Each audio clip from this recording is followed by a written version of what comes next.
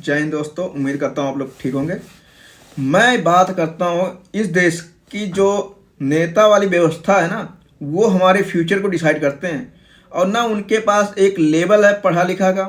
तो अनपढ़ अगर हमारा भविष्य डिसाइड करेगा तो देश के युवा का बेड़ा गर्क होगा। तो कृपया करके भैया हम आपसे निवेदन करते आप एक मुद्दा इस देश में उठाओ कि जो नेता हो, प्रधानमंत्री हो, यो एक मिनिमम लेवल पढ़ा लिखा हो, कम से कम हमारे भविष्य को, हमारी परेशानियों को समझे। ये अनपढ़ नेता जो धर्म के नाम पे लड़ाते हैं ना, जैसे ये मोदी हैं, मोदी की बात करो, ये धर्म के नाम पे तो पक्का लड़ाता। काहे कि ये कभी मंदिर जाके बैठे रहेंगे, कभी गुफा में जाके बैठे रहेंगे, ये कहीं धाम की यात्रा कर रहे हैं। ये नहीं कोई नई चीज़ हमारे देश में ला के नहीं। चाइना देख लो, हम यही है। अगर हम चाइना की तुलना नहीं कर पा रहे हैं, ये है, हम खाली पाकिस्तान की तुलना करते हैं, ये नहीं अमेरिका की तुलना करें। हम कहते हैं अमेरिका बहुत आगे है, लेकिन अमेरिका का सोच क्या है कि आज वो चाहता है हम ग्रीनलैंड पे कब्जा कर लें, लेकिन ये हमारा देश है ना, ये नहीं चाहता हम कहीं और आगे बढ़ जाएं। चाइना रोबोट सिस्टम ला रहा है, हमारे मोदी जी क्या कर रहे हैं, एक मंदिर बनाए, एक मंदिर और बना देंगे, हमारा देश आगे चला जाएगा, सुधर जाएगा।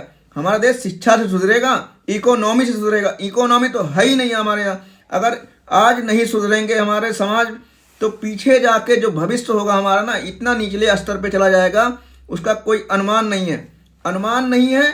और पिछड़ा समाज तो इतना नीचे दबाया जाएगा। बाबा साहब भीमराव अम्बेडकर ने इनको छूट जो दी है ना, वो छूट भी इनसे छीनी जाएगी आने वाले समय में, अगर ऐसा ही भविष्य चलता रहा तो। न पिछले समाज से यही विनती है, भैया कम से कम पढ़ो, और पढ़ोगे नहीं तो इनसे कुछ नहीं मांग सकोगे। तुम कम से कम पढ़ोगे तो इनसे सवाल जवाब करोगे, और इकोनॉमी सिस्टम और शिक्षा पे बात करोगे। यहाँ शिक्षा है ही नहीं। यहाँ का एमएलए कहता है यहाँ रेप हो तो लेट जाओ। यहाँ के जब लोगों को कूड़ा डालना नहीं पता तो वोट कहाँ सही जगह डालेंगे। तो इस देश का तो भविष्य है, जिनको कुछ नहीं पता है, गर्क हैं, बेड़ा गर्क हैं, बस मंदिर और धर्म के नाम पे लड़ाई जा रहे हैं, उसको देखी जा रहे हैं हम। बस देखे जाओ, देखने तो कुछ नहीं होगा। कम से कम पढ़ो। अगर अपना नहीं पढ़े हो तो अपने जो छोटा भाई है या आपका बेटा है, आप लुधियाना मुंबई कमा रहे हो, वहाँ से कमा के अपना एक टाइम एडजस्ट करके कम से कम इनको पढ़ाओ, ये लड़े भविष्य के लिए। नहीं तो ये बस जैसे यूजीसी जैसा मुद्दा आएगा कुछ, तुम्हारे समाज को भी गर्क करके लेकर चला जाएगा। क्योंकि आज उनके लिए आया है, कल तुम्हारे लिए भी ऐसा मुद्दा कुछ ला के रखेंगे कि तुम्हारा भविष्य, तुम्हारे बेटे का भविष्य, तुम्हारे बच्चे का भविष्य, तुम्हारे भाई का भविष्य, तुम्हारे बहन का भविष्य, तुम्हारे परिवार का भविष्य, छोटे समाज का पूरा गर्क हो जाएगा। इनके पास ना इकोनॉमी सिस्टम, कम से कम उच्च समाज के पास इकोनॉमी सिस्टम है, तुम्हारे पास इकोनॉमी सिस्टम ही नहीं है।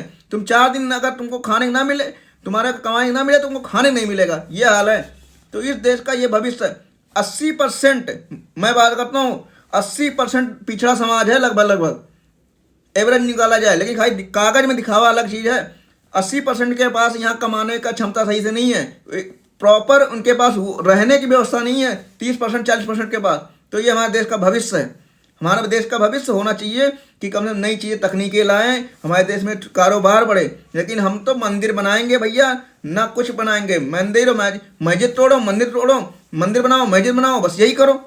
तो ये तो हमारे देश का भविष्य है। हमारे देश के नेता जब अनपढ़ ही हैं तो वो हमारा देश का भविष्य कैसे चुन सकते हैं? जब पढ़ा लिखा इंसान होगा नहीं तो समझेगा कैसे? उसको तो गाय गोबर वाला हाल है, गाय को माता